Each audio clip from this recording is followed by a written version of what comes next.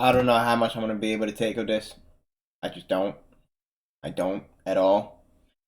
But Sports Talk Monday. It's always about the Cowgirl. A taste of what's Let's get it done. coming up at 10 Eastern with my man Richard Sherman when we talk C.J. Stroud over Joe Burrow. Richard, what you got? Coleridge Bernard, C.J. Stroud the fourth. The Rancho Cucamonga, California kid is playing like a top five quarterback in the National Football League, leading the league with 291 yards a game, second overall in yards, and he played one less game than Sam Howell. 15 touchdowns, only 2 interceptions. They got to get this kid his respect. Okay, I'm not sure I can watch that we segment. will try right here, right Respect on his now. name. Trust me. Okay, first up, let's talk my Cowboys. They're for real despite the lack of quality wins. See, I had to throw that one in there to slow you down a little bit. Yeah, I got it. But they are for real. And if they continue No to quality keep playing, wins. None. The way that they're playing, no mistakes, and they keep spitting the ball out no matter who the opponent is, the way Dak has been doing things. He's slowly sliding himself into a conversation that about 4 other quarterbacks in the league people are having about right now, and you know what that conversation is. No, we don't. We need you to verbalize it. Yeah, we need so to we validate can, it. Right, and speak it out. That conversation is MVP. Oh. He's slowly sliding. You don't even want him, Skip. But he's slowly sliding his name into that conversation. Not only based on his play, but also based on the record. You play who you play. I get it. That's all great. Can they continue this, though? Because the easy part of the schedule 13 through 17. is getting ready to be over. You'll have 2 more weeks of fun. Next week, and then week 12, y'all will win, but it'll be a fun They matchup. start to play Washington's and Philadelphia. Those games aren't going to be cakewalks to Bills in Miami and Detroit. It's not going to be Seattle in there. It's not going to be a cakewalk. I think that, but what they are doing is they're taking care of business despite who the opponent is. In the past, the Dallas Cowboys would throw a stinker in there against these type of opponents. I am one to give them their due when it's ready to be given. Stinker. But I'm not one that is delusional enough to just start saying outlandish things like you and Michael.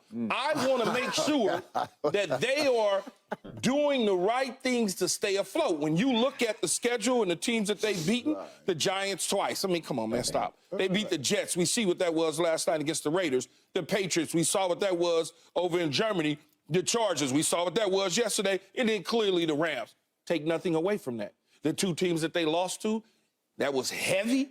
The 49ers, we saw what they did in real reality when they got healthy, coming back, going to Jacksonville and smacking them, Skip. And then obviously the Philadelphia Eagles and then the Arizona Cardinals. I don't know what that was all about. The Cowboys are on their way. But I want you to slow down. Don't get too crazy. Just slow down. You seen what the Niners did yesterday. You're doing a wonderful job of throwing things out, talking about the final results of them without walking through all of it. When you say, hey, you beat the Giants twice. Yeah, no. We beat the Giants twice by 72 points.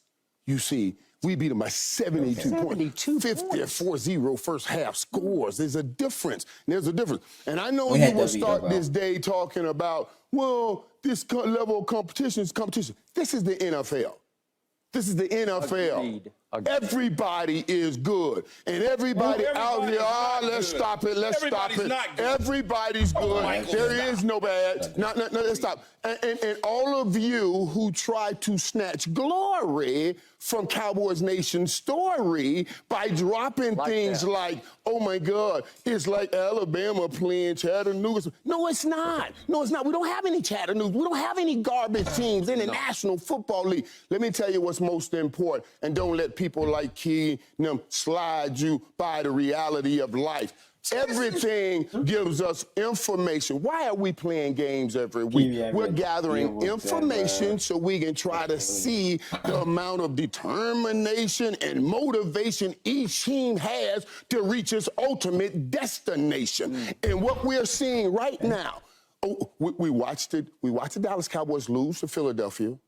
And we said, oh, that was a close game. But then you watch the Cowboys come out and play the Giants. And what do you see? You see added elements to a team that's growing. You see what Skip talked about, Brandon Cooks coming alive and making plays, going well over 100 yards. You see we sprinkled some confidence dust right on Michael Gallup, and he showed up and started playing. Any reasonable man with a reasonable mind will reasonably say, wow, if you add those new elements that you saw this week to what we saw last week against Philadelphia, wow, the Cowboys have something. So asking the question, real or not for real, we already know real, and we're determining how real Michael. week, and we saw y'all ain't got Jack, Michael. That's how you look at these football games.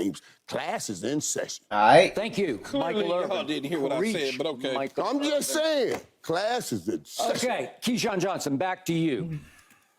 I will divulge for our audience watching right now that I did spend almost all day Saturday with these two gentlemen making a commercial for this show that should air on Thanksgiving Day on the Big Fox Games. Okay. During that long day, I had several talks with this man across from me, Keyshawn Johnson, and we talked about this game and that game, and we finally talked about the Cowboy game.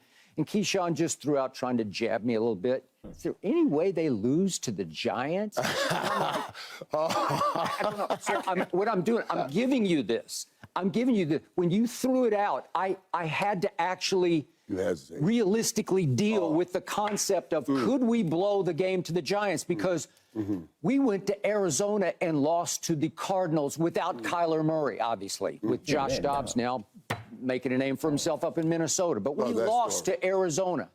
And we did go to San Francisco on a Sunday night, and we didn't just lose. We got annihilated and humiliated 42-10. I give you that. And then a week ago at Philadelphia, in the fourth quarter, we went up and down the field and up and down the field. We had 14 fourth quarter first downs to their 0, but we couldn't cash. We did get into the end zone one time. We missed on the 2-point conversion because Dak looked like he could waltz into the end zone, and he stepped on the out-of-bounds line. He couldn't make that one play that got us over the hump into the national conversation of, uh-oh, here come the Dallas Cowboys. But here's the point. I'm going to echo what the Hall of Famer next to me just told you.